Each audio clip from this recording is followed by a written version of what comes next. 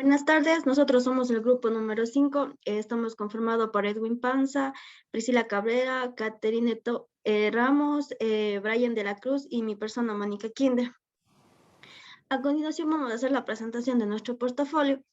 Como primer tema tenemos el texto descriptivo, el cual se trataba de escribir las metas y los propósitos que teníamos para el transcurso de nuestra vida.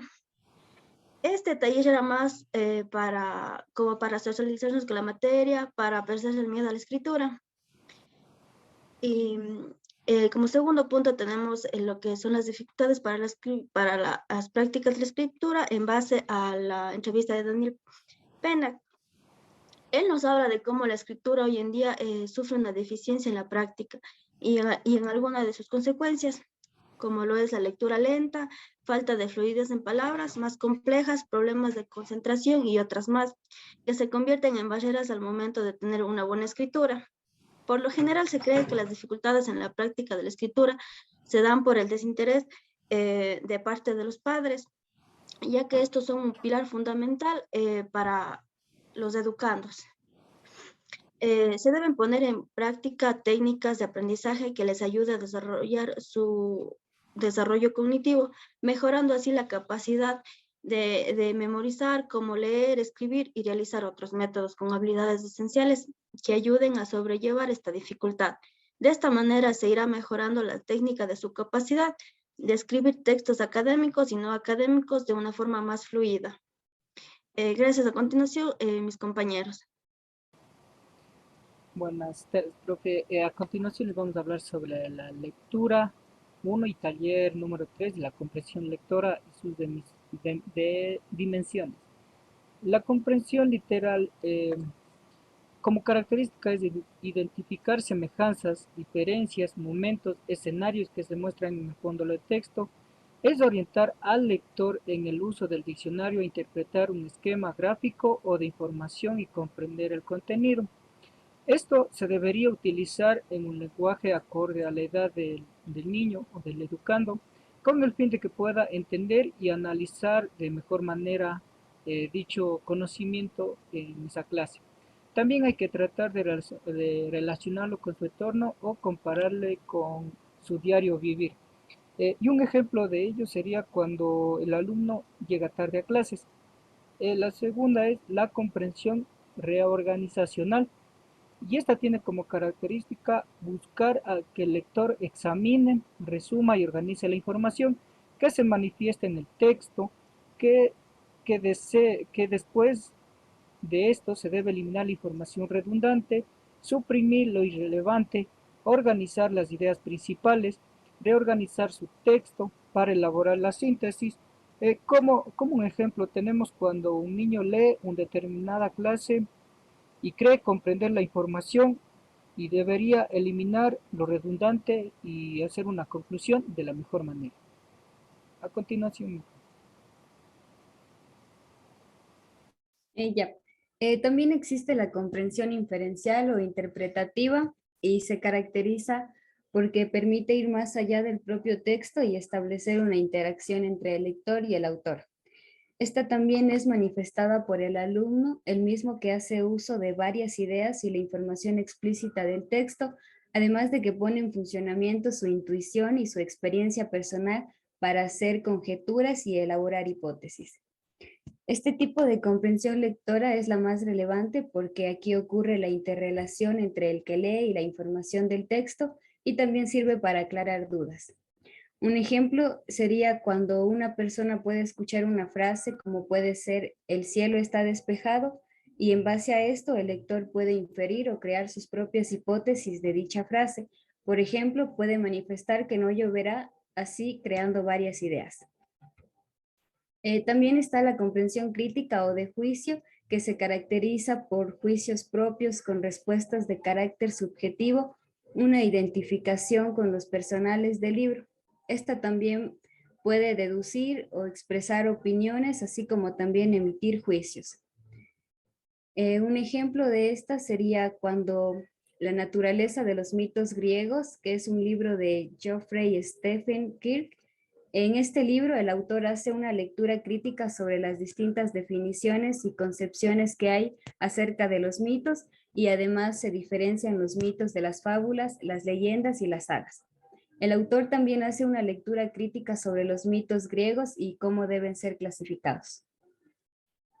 Y ahora mi compañero.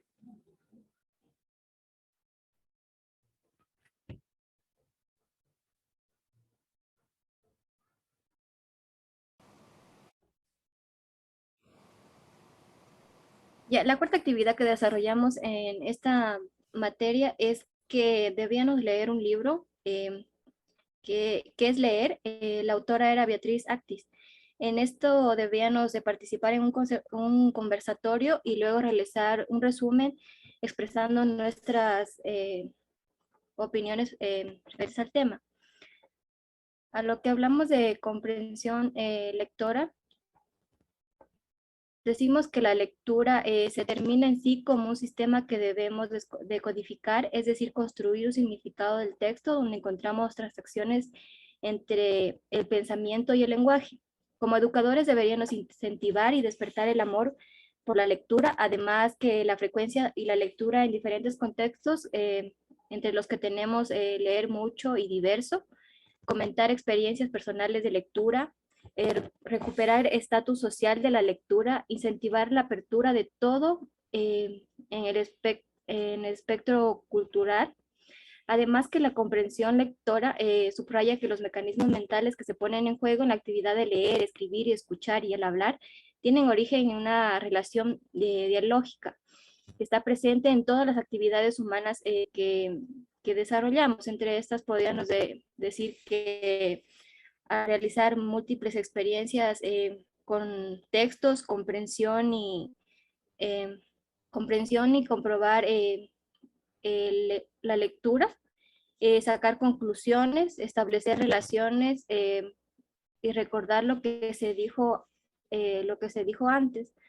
En la escuela, leer tal vez solo se defina como una tarea sistemática y sostenida en cada uno de los niveles de lectura, de enseñanza, es decir, escolar y extraescolar. Por eso es necesaria la creación de espacios de reflexión, de investigación crítica y de proyectos dentro de las mismas instituciones para poder eh, crear este amor por la lectura.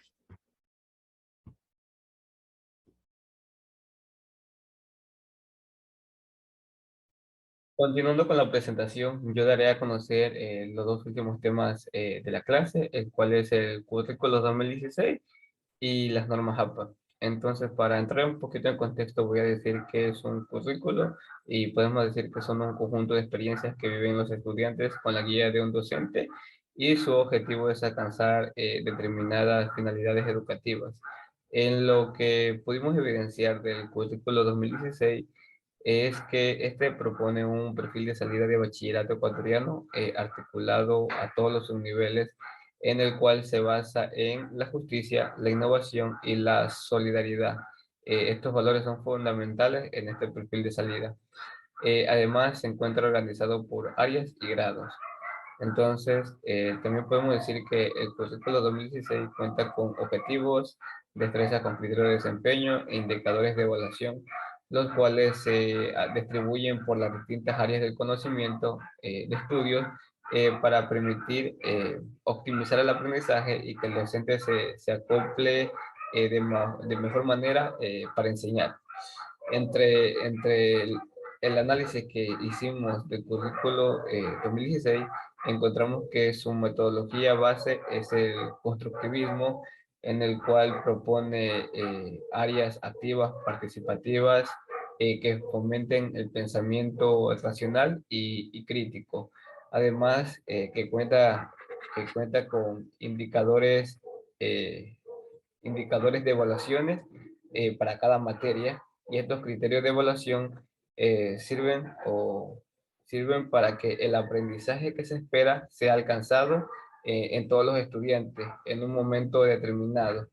Eh, la evaluación podemos decir que actúa como un entrenamiento y ayuda a comprender lo que está sucediendo ahora y por qué. Además, esto conduce a la corrección, el reconocimiento de errores y para mejorar el aprendizaje. Ya, por otra parte, voy a hablar sobre las normas APA, en el que las normas APA, en lo que vimos, podemos entender que estas son un conjunto de estándares que fueron creadas por American Psychological Association, en cual se crearon en el año 1929, y estas son un conjunto de reglas que ayudan a la hora de codificar varios componentes de la escritura, con el fin de facilitar la comprensión de la lectura. Estas normas han sido creadas con el fin de hacer más comprensibles la lectura y para que exista una mejor comunicación entre el lector y el autor. Es decir, que exista una claridad y la información sea explícita. Entonces, se pueden expresar de mejor manera los autores, y también las normas APA evitan que exista el plagio, en donde se tome una idea o una opinión de otro autor y se la atribuya a otro autor.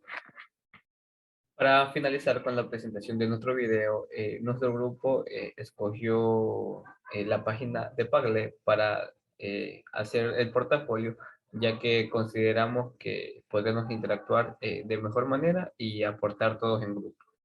Muchísimas gracias.